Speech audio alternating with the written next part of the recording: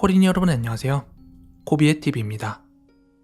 오늘 준비한 무서운 이야기는 제가 전에 라이브 방송에서 한번 다룬 적이 있었던 망우리 괴담에 대해서 조금 더 말씀을 드리려고 하는데요. 이 이야기는 제가 어딘가에서 주워 들은 이야기라 여러분들한테 좀 디테일에 대한 설명을 못 드렸던 것 같은데 오늘은 그 부분에서 조금 더 살을 붙여서 말씀을 드려보도록 하겠습니다. 그럼 이야기 바로 시작하도록 하겠습니다.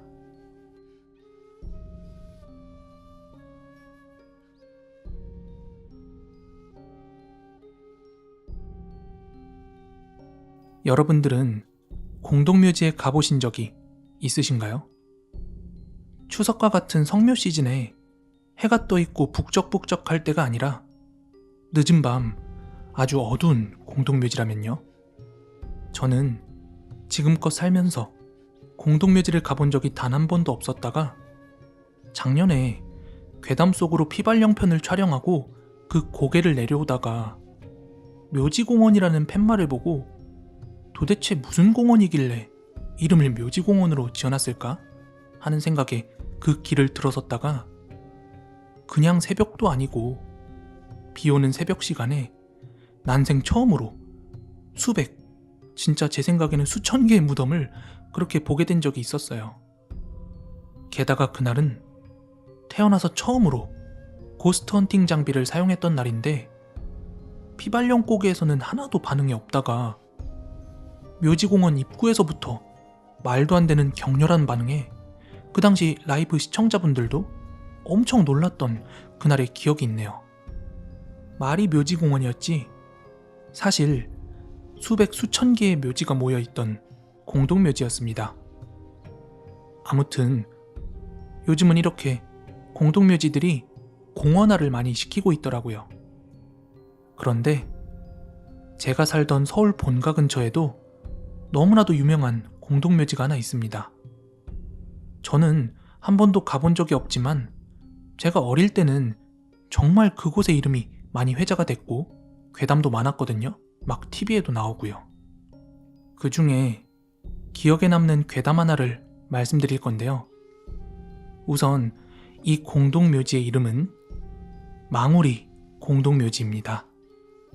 서울 중랑구 망우로에 있는 망우리 공동묘지는 지금은 공원화가 되어 망우묘지공원이라고 이름이 붙여져 있죠. 망우리 공동묘지는 1933년부터 공동묘지로 사용되기 시작해서 1973년에 무려 2만 8천여 개가 넘는 분묘로 가득 찼다고 합니다. 그래서 나라 차원에서 이장과 납고를 장려한 결과 2005년 기준으로 약 1만 7천여 개 정도의 묘지가 남아있다고 합니다. 그만큼 규모가 큰데다가 서울 도심에 있다 보니까 여러가지 괴담들이 많이 들리는 곳이었죠. 자, 이 이야기는 어느 아저씨의 경험담이에요. 어느 날 어떤 아저씨 한 분이 해가 지고 나서 이 망우리 묘지공원길을 걷고 있었다고 합니다. 예전에야 무덤들로만 가득했지만 지금은 우리가 아는 등산로의 둘레길처럼 조성을 잘 해놨거든요. 아무튼 아저씨가 한참을 공원길을 걷고 있었는데 어느 순간부터 뒤에서 누군가가 따라오는 느낌이 들었다고 합니다. 그래서 이 시간에 나 말고 또 사람이 있나? 하며 뒤를 돌아봤는데 아무도 없었다고 합니다. 그렇게 한참을 더 걷다가 다시금 뒤에서 누군가 쳐다보는 것 같은 느낌이 들었는데 그 순간 아저씨 하며 앳된 목소리로 자기를 부르더랍니다. 그래서 아저씨가 뒤를 돌아봤더니 아직 초등학생쯤으로 보이는 꼬마아이가 혼자 덩그러니 서 있더래요. 그런데 이 시간에 꼬마아이가 이런 곳에 혼자 있을 리가 없잖아요. 그래서 혹시나 부모님이 근처에 있나 하고 봤는데 도무지 보이지가 않아서 그 아이한테 물었대요. 얘야, 이 시간에 여기 혼자 있으면 안 돼. 엄마 아빠는 어디 있어? 그러자 그 아이는 아저씨한테 이렇게 말했다고 합니다. 아저씨, 저 엄마 아빠 보러 가고 싶어요.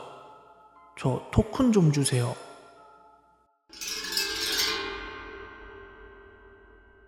그제서야 긴가민가 하던 아저씨는 이 아이가 죽은 아이, 귀신이 분명하구나 하고 생각했답니다. 아이가 달라던 토큰이라는 건 70년대부터 사용하던 작은 엽전처럼 생긴 버스 승차권인데요. 이 토큰은 90년대부터는 완전히 사라져 사용하지 않았거든요. 그때 당시는 이미 2000년도가 훌쩍 지난 시기였기 때문에 학생들이 토큰을 찾을 리가 전혀 없었기 때문이에요. 즉, 그 아이는 토큰을 사용할 시절에 이미 죽은 아이일 것이고 부모님을 만나러 가기 위해서 토큰을 달라고 했던 것이죠.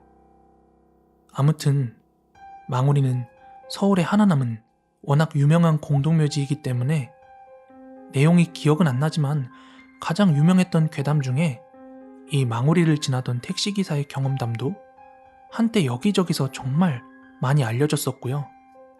게다가 90년대 초까지만 해도 여기가 담력훈련 장소로 많이 사용이 되었다고 합니다.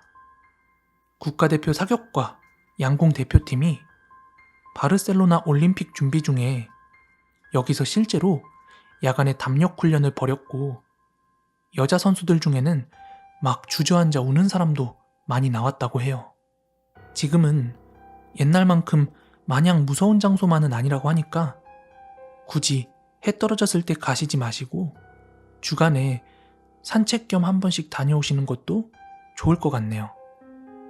오늘 준비한 이야기는 여기까지고요. 가시기 전에 좋아요, 구독하기, 알람 설정 한 번씩만 부탁드릴게요. 저는 내일 더 무서운 이야기로 찾아오도록 하겠습니다. 모두 감사합니다.